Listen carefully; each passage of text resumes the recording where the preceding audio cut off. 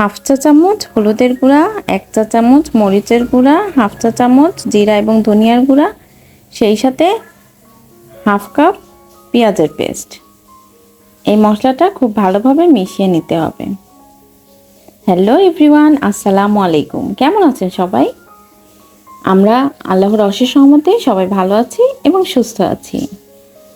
আমি আজকে খুব সহজ রেসিপিতে কিভাবে ভাপা ইলিশ তৈরি করা যায় সেটাই আপনাদের সাথে শেয়ার করব।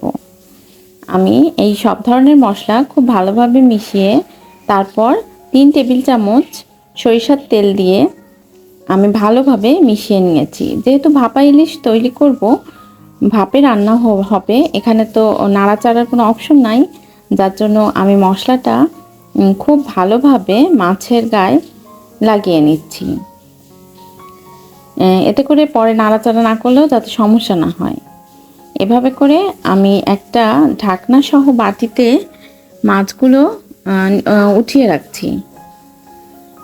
আসলে ঢাকনা সহ বাটিতেই ভাপা ইলিশ করতে হয়, সিলভার বা স্টিলের যে কোনো বাটি নিলেই হয়।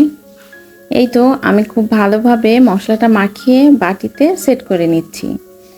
মাছগুলো সুন্দর করে সাজিয়ে এখন উপর থেকে মশলাটা দিয়ে দিব, আর উপরে কয়েকটা কাঁচামরিচ দিয়ে দিব গার্নিশের জন্য। এই তো কয়েকটা কাঁচামরিচ আমি মাঝখান দিয়ে কেটে তারপর উপরে দিয়ে দিচ্ছি, দিয়ে আমি ঢাকনাটা আটকে দিব। আর উপর থেকে আরেকটু সরিষার তেল দিয়ে দিলাম। ভাপা ইলিশ সরিষার তেল দিয়ে করলেই ভালো হয়।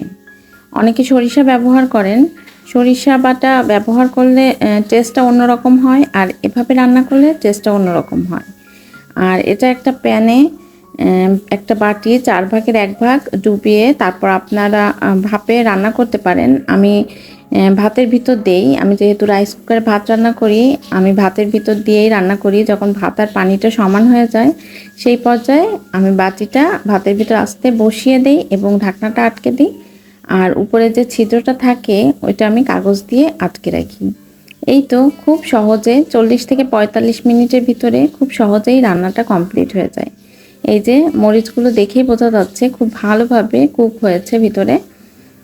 এই তো খুব সহজ রেসিপিতে খুব সহজ একটা রান্না। আরেকদিন আপনাদের সাথে সরিষা বাটা দিয়ে কিভাবে ভাপা ইলিশ তৈরি করতে হয় সেই রেসিপিটাও শেয়ার করব। আপনাদের যদি আমার ভিডিওটা একটু ভালো লেগে থাকে প্লিজ একটি লাইক দিবেন, এবং পরবর্তীতে এরকম সহজ রেসিপিগুলো পাওয়ার জন্য সাবস্ক্রাইব করে আমার পাশে থাকতে পারেন। আল্লাহ হাফেজ, আসসালামু আলাইকুম।